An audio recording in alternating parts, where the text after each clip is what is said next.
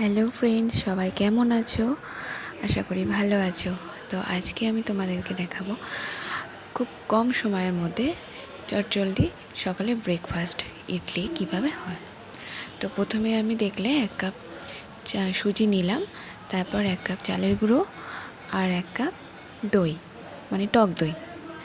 তো তিনটে একসাথে দিয়ে আর একটু সামান্য লবণ দিয়ে ওটাকে মিক্স করব, আর জল দিয়ে ভালো করে জিনিসটাকে মিক্স করব।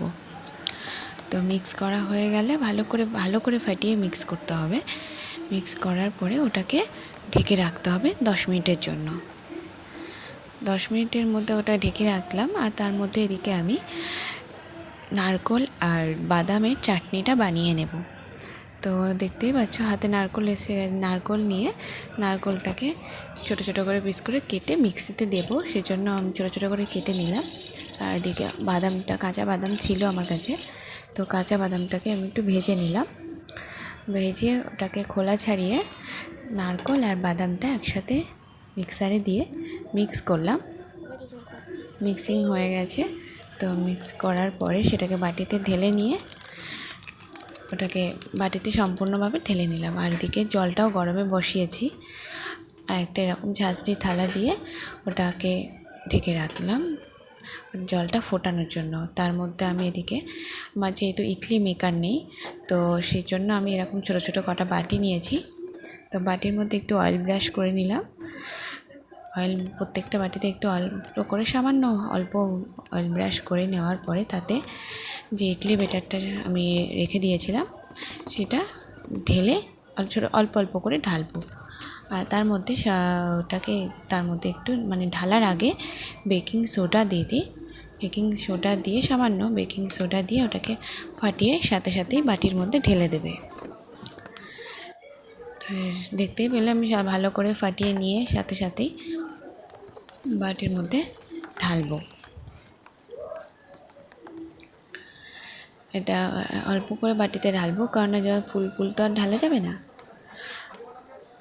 তো অল্প অল্প করে বাটিতে ঢেলে নিয়ে এলাম। আর এদিকে জলটাও আমার ফুটে গেছে, তো জলের উপরে আমি ওই বাটিগুলো সব একটা একটা করে সাজিয়ে দিয়ে আমি ওটাকে আবার ঢেকে দেবো 10 মিনিটের জন্য। আর তার মধ্যে আমার যে বাদামের চাটনিটা করেছিলাম তাতে একটু তড়কা দেব, মানে সাউথ ইন্ডিয়ান যে ফোড়নটা হয়, একটু সর্ষে আর একটু কাঁচা লঙ্কা আর কারি পাতা দিয়ে এটাকে ফোড়ন দেব। দিয়ে তার উপর চাটনির উপরে ওটা ঢেলে নিলাম।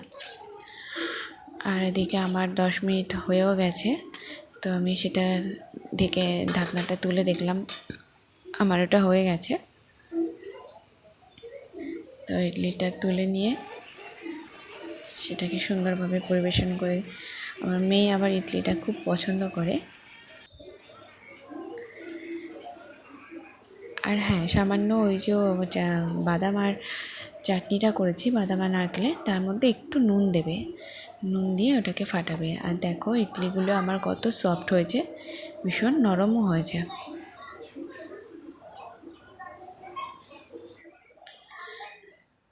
তো এইভাবে তোমরা 10 মিনিটের মধ্যে এটা বানাতে পারবে। Thank you.